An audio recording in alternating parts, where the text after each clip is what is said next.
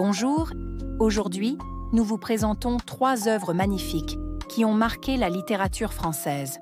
Ces poèmes, remplis de passion, de douceur et d'émotions profondes, vous transporteront dans des époques et des sentiments uniques. Laissez-vous emporter par les mots de Jean de La Fontaine, Théophile Gautier et Paul Verlaine.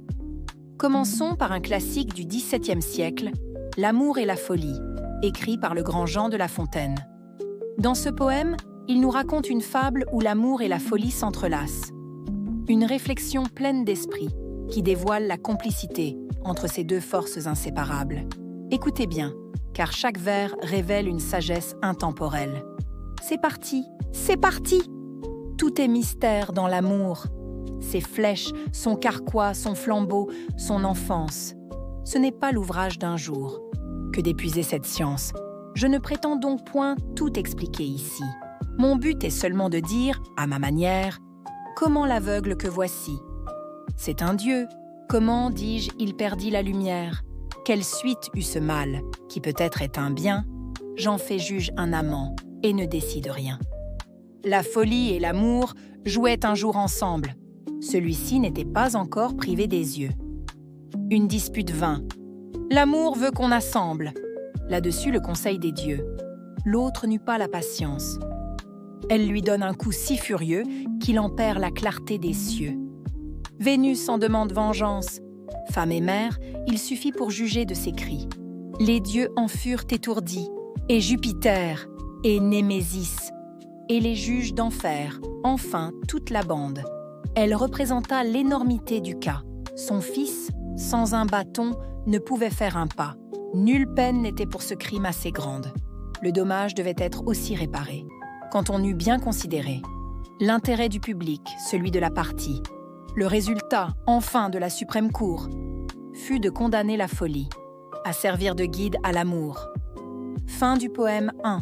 L'amour et la folie, deux compagnons inséparables qui, comme le montre La Fontaine, ne cessent de s'accompagner dans les aventures du cœur.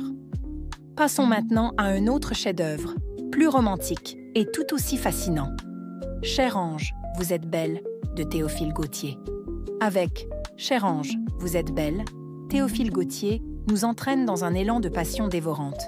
Ce poème est une déclaration d'amour enflammée, pleine de lyrisme, où l'auteur loue la beauté et la grâce de l'être aimé.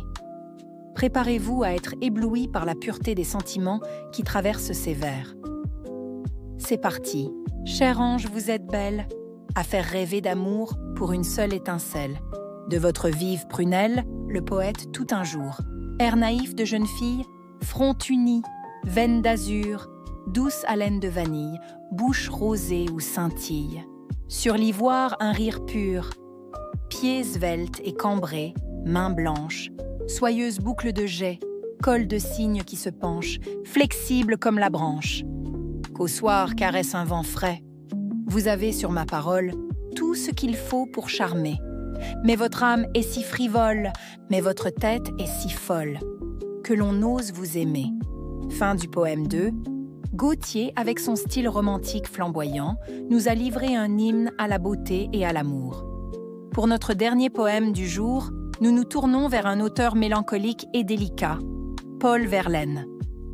Mon rêve familier est un poème d'une grande délicatesse, où Verlaine nous livre ses rêveries les plus intimes.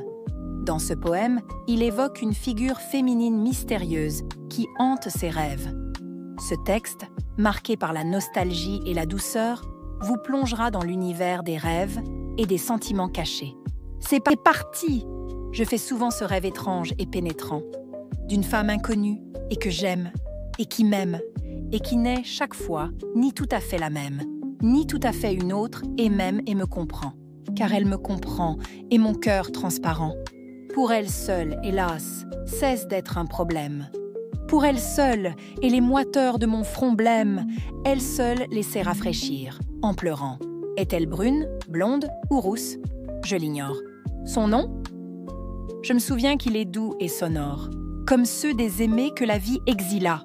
Son regard est pareil au regard des statues, et, pour sa voix, lointaine et calme et grave, elle a l'inflexion des voix chères qui se sont tues. Fin du poème 3. Verlaine, avec son style si particulier, nous laisse entrevoir la profondeur des émotions humaines tout en nous invitant à explorer les mystères du cœur et de l'âme. Un poème émouvant qui résonne en chacun de nous. Voilà, ainsi s'achève cette vidéo. Merci d'avoir regardé cette vidéo jusqu'à la fin. Si ces poèmes vous ont inspiré, aimez et partagez la vidéo.